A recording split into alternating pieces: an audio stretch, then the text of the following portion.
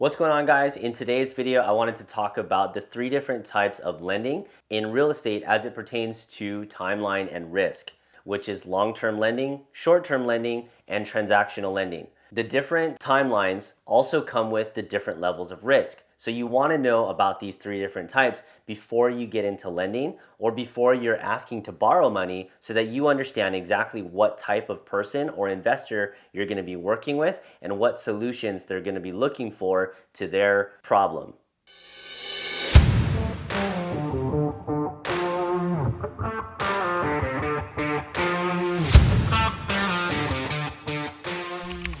Long-term lending is typically any type of loan over 12 months. So the longer term investments are larger because they typically take longer to fix, stabilize, or maintain. So when you're getting into a larger property like this, your money is going to be required for a longer period of time. However, it lowers the risk because it's spread throughout multiple units. So let's give this example. If you were to do a loan for somebody doing a single family home, which is one unit, you now have the risk of that unit not being rented or not having a tenant, therefore affecting the income, therefore affecting the risk because you're now not getting paid because there's no tenant in place. However, in a multifamily situation, let's say you have 100 units and 80 of those units are rented, 20 of them are not. You still have an income coming in from that property, therefore reducing your risk. However, with long-term lending also comes a little bit lower of a return for that lower risk.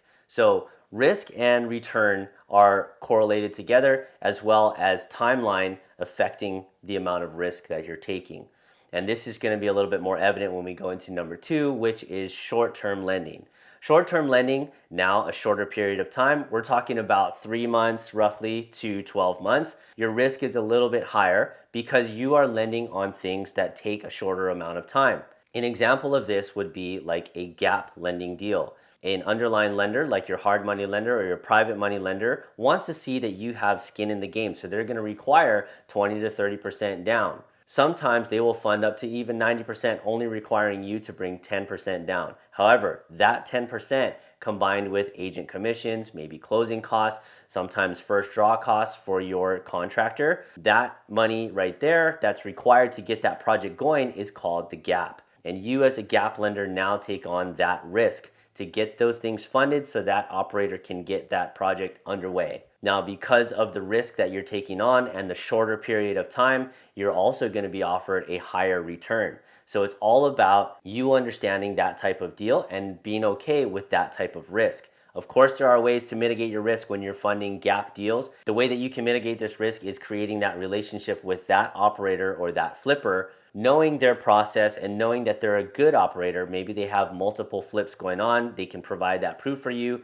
Maybe they have credibility with other people who have lended in their deals and now they're just looking to scale, and that's where you come in. So you can mitigate a lot of the risk just by knowing and creating that relationship over time with that borrower. Now on to the last type of lending, which is what people call the most risky because it's the shortest, right? Typically, transactional lending, our third type of lending, is used for smaller transactions in a large transaction. But the timeline for transactional lending is typically less than 30 days. Some of these go out to 90 days, which matches up with the beginning of your short-term lending. So anywhere from 0 to 90 days, that is the timeline for a typical transactional loan. These loans are used for smaller transactions. An example of this would be earnest money deposits. So earnest money deposits is any money that you need to put down on a property to show that seller that you're serious about buying their property. This money goes into escrow with the purchase agreement, so you have a certain amount of time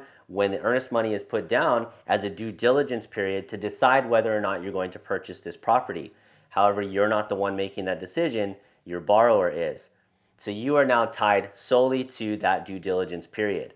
So the risk is a little bit higher on you because it depends on whether or not you can perform that transaction and get yourself injected into that deal by talking to the title company, partnering with the borrower in the correct manner so that you are seen as the owner of those funds that you sent in for earnest money deposit. However, just like the other ones, risk is directly tied to reward. These are some of the highest returns because of the high amount of risk that you're taking. I've done deals where I've loaned earnest money for anything between 10 and 40% return. Also, it incurs that type of risk, and those risks can be mitigated as well. So your speed, your process as a transactional lender is very key. And these are the things that I've had to build out as a transactional lender so I can be effective for the borrowers that I loan to. When I'm loaning to a borrower, I make sure that I'm injected into that deal. I have the conversations with the title company. I look at the deal that they need that earnest money for. I look at all of the different things that they have in place to be able to execute and purchase that property and actually do what they say they want to do so that we can all make money together and move on to the next investment property. So I hope this was super helpful, guys. Those are the 3 different types of loans that you can put out as it pertains to timeline and risk, and also how you can mitigate some of those risks. So just to review, the 3 different types of loans are long-term, short-term, and transactional. Long-term, which is more than 12 months, giving you a lower risk and a little bit lower of a return for properties like multifamily. Number 2, you have your short-term loans. These short-term loans have a little bit higher risk. They're between 3 and 12 months, and they have a little bit higher of a return because of the amount of risk that you're taking on. And number 3, we have transactional lending, which is 0 to 90 days, but also incurs a higher risk and also incurs a higher reward. An example of that one was funding earnest money deposits for borrowers. Looking forward to the next video and sharing more about transactional lending and how you as a borrower can contact me as a lender and get some deals done.